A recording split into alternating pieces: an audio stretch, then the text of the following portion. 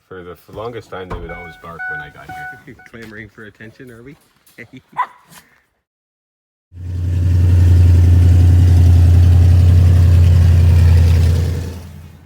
Welcome to the Philip Cockram channel. As you guessed it, my name's Philip Cockram. Thank you for joining me today. Today's episode is going to be called Working with Phil, episode Bing. So, we haven't talked about this yet, but we're going to talk about pool chemistry today and spa chemistry.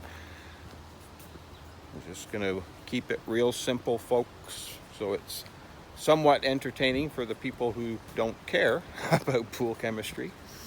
But I want to pass on a little bit of info for you, since I've been asked to do so by a few folks. So, I'm just about finished filling this spa. It was pretty murky when I got here, so I drained it all out and gave it a little scrub down, and we're filling it back up with fresh water. Looks like it's got another 10 or 15 minutes to go. So we got a minute to talk about pool chemistry. So, again, we'll keep this short and simple. So, these are Aqua Chek pool and spa test strips. There's other brands, okay, but these Aqua Chek ones are very, very good, and they're sold quite commonly all around, right?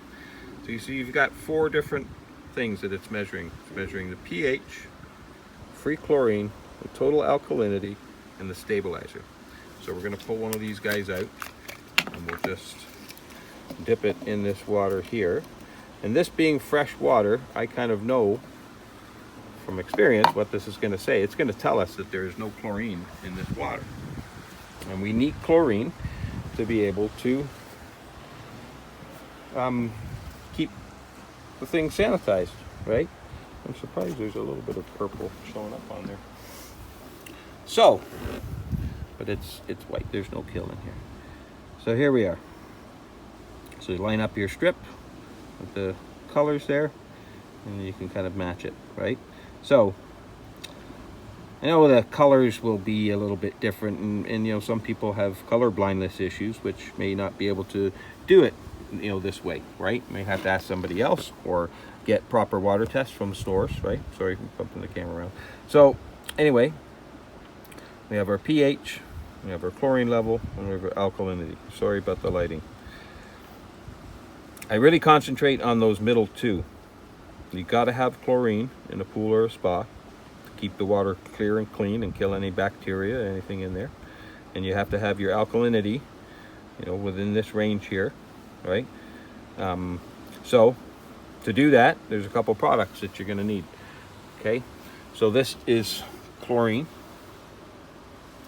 and because this spa has 0, I'm going to put like several hundred grams into it, probably 200 grams. And then there's spa pucks. The spa pucks go in a floater like this. I've already put a couple in there, right? So this will chlorinate the water and give us the kill that we need, right? The sanitation level.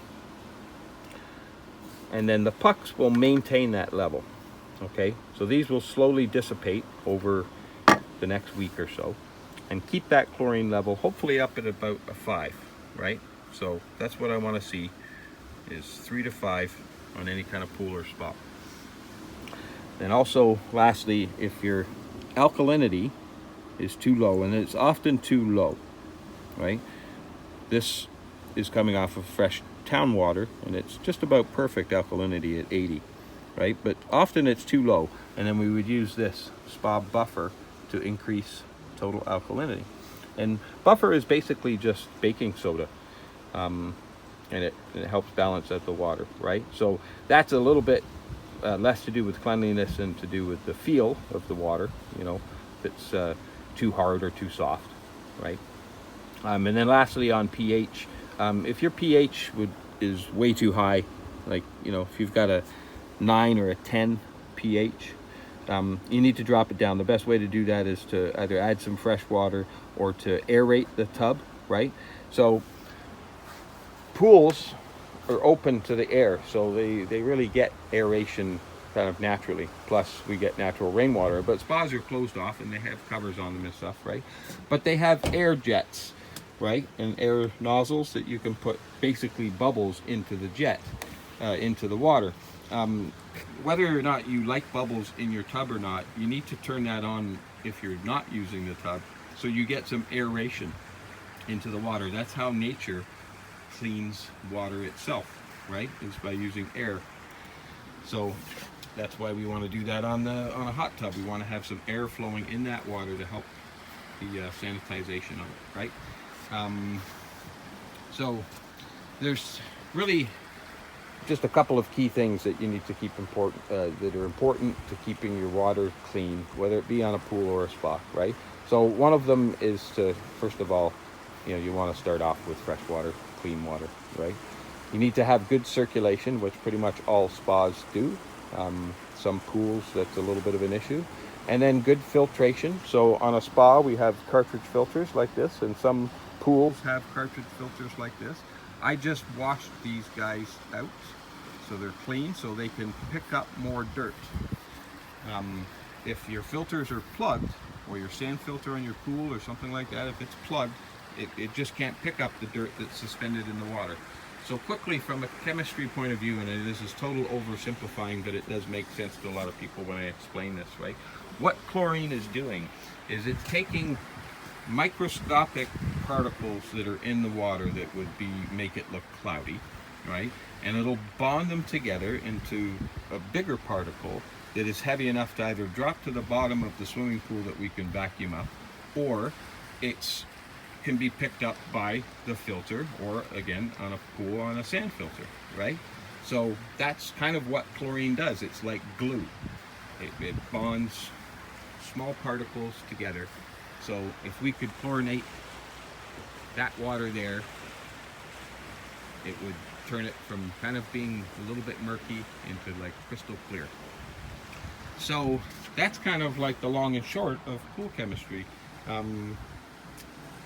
You have to have some chlorination. You want to have your alkalinity and pH somewhat balanced, right? Now there can be a couple of other issues. Doesn't really happen on spas, but it can happen on pools quite a bit. And just from the last place that I was at, it was a huge issue. So, bugs in my face. So the chlorination was high, it was 10, and my alkalinity was perfect. But the pool was still green and it was still growing algae in it. So what was happening was the phosphate levels of the water were just through the roof. Now this pool has grass all around it, and there's phosphates come from them fertilizing the grass, and it's leaching into the pool every time it rains, right? So it's blocking, phosphates will block the chlorine from doing its job. So as soon as I put in what's called a phos cleanse, and it takes about 24 hours for it to activate and put it right into the filter, the pool started to clear up. The chlorine started to get eaten or absorbed or consumed, the dirt that was in there. It could now do its job, right? It couldn't do its job before that. So yeah, I'm really happy because the pool's been it was a little bit of a mystery to me. And of course my dip test of the 4 things that I showed you just now, they won't show me that. They won't show me the phosphate level. So every once in a while we do a proper water test, right? Which gives us a full analysis of the water, and then we can see everything from how much copper and aluminum and phosphates and algae and all kinds of things are in that water from that water test.